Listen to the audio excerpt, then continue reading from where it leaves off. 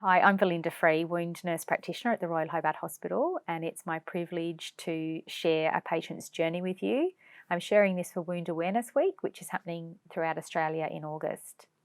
So this story is about a 75-year-old lady called Regina. She comes from the northwest of the state, which is some 365 kilometres from the Royal Hobart Hospital, a 4.5-hour drive, so quite a fair distance. Regina sustained a leg injury when her husband unfortunately ran into her in his own motorised scooter.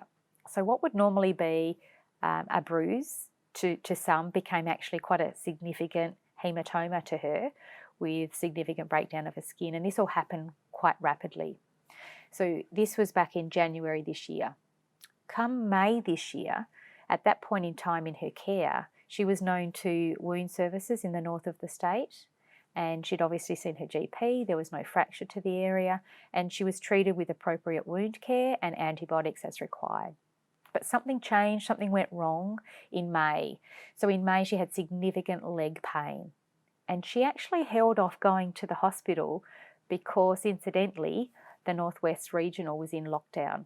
She was in excruciating pain when she finally presented. She had claudication, she had night pain, she had walking pain, she had rest pain, she had the whole lot. And it was actually determined that she did have an occlusion, an arterial occlusion. So she was transferred down to the Royal Hobart Hospital, and that's where I met her some days later. So I'm going to use photos throughout this presentation as well of some animals, and that's to depict her emotions and the way that she actually felt during this journey. So she and I both like dogs, and we agreed that that was a reasonable way of doing it. So they're not her animals, they're not my animals, but the pictures of the legs certainly are real, and they are a little bit graphic, so here they come. But first and foremost, when I walked in the door to meet her for the very first time and said, "I'm Belinda, I'm the wound nurse, and I've come to change your dressing," this was in the presence of the vascular team, and it was the very first dressing that was being done post-operatively. They'd actually gone and debrided quite a thick plug of eschar from her shin wound.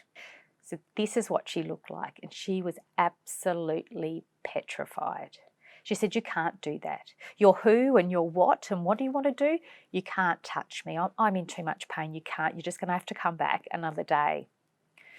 So I knew straight away that she needed a lot of reassuring, and I was going to have to be gentle, and I was going to have to work carefully with her, and I was going to have to build up some rapport. I didn't know the extent of her injuries at that point in time.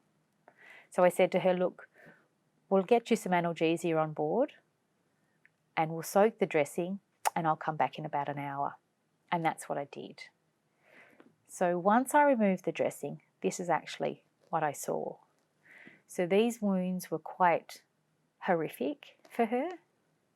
This had been surgically debrided, and it was good as that they could actually get it. I could see that there wasn't just one wound either. There were actually several wounds that were forming around the outside of her leg and the medial aspect as well. And the big issues for her now was actually pain. And we could see that it was multifaceted. I could see that there was pain here, and there was pain associated with infection, there was pain due to neuropathy, and there was certainly pain due to ischemia. When we looked at her medical history, we could also see that she had many other comorbidities that were going to affect her healing, and these are all rather substantial. So she had heaps of things going on, which was rather unfortunate, and I wondered at that given point in time whether her limb was actually going to be salvageable or not. She wondered that as well, and so did vascular. The occlusion that was found unfortunately couldn't be fixed. So vascular did try. They tried to unblock the occlusion of her right common iliac artery and the occlusion further down as well.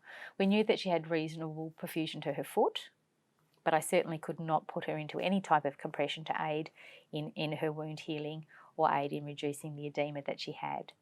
So one of the biggest things that we needed to do was to address the pain and to keep reassuring her.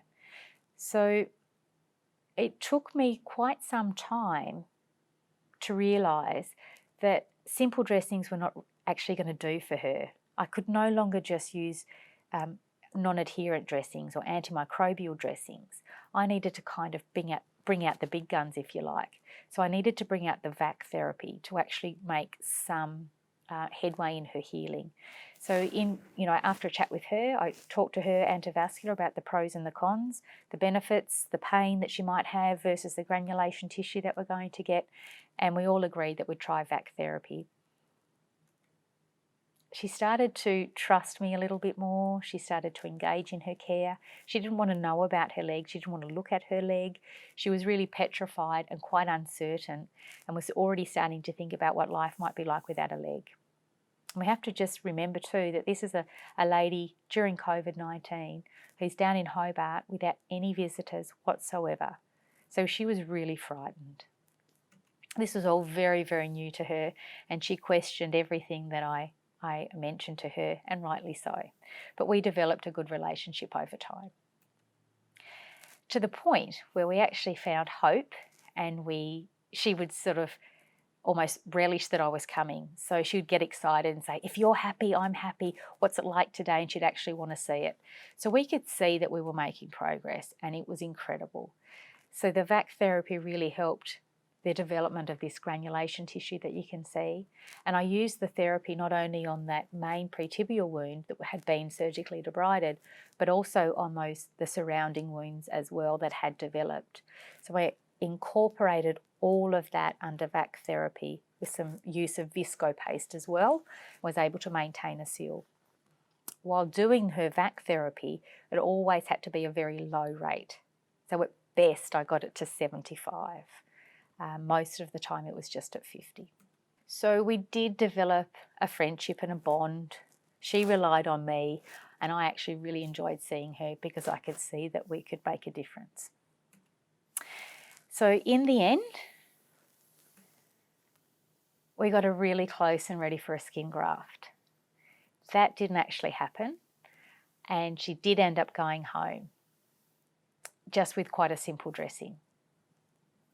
If we actually recap now her story, you can see here on the slides how significant her improvement was over an 8-week period of time. But when she first came in, she didn't know how long she was going to be here for. I didn't know how long she would be here for, and certainly the surgical team, vascular team didn't know either. So there was so much uncertainty for her, and we were never quite sure until really, really close to the end that we were actually going to be able to keep her leg. So she went home happy and healthy, able to walk without pain, able to withstand dressings back in the community. And I actually just had a talk with her just yesterday on the telephone, and she's actually doing really quite well, and she's down to simple dressings. So we got her home where she's happiest and healthiest, and she's now able to have simple dressings with the community nurses. So I guess I'd like to say thank you to Regina for letting me share her story. It's a pretty powerful story, and I'm glad we were able to help. So to everybody out there who has a wound, please don't try and do this on your own. Do seek help.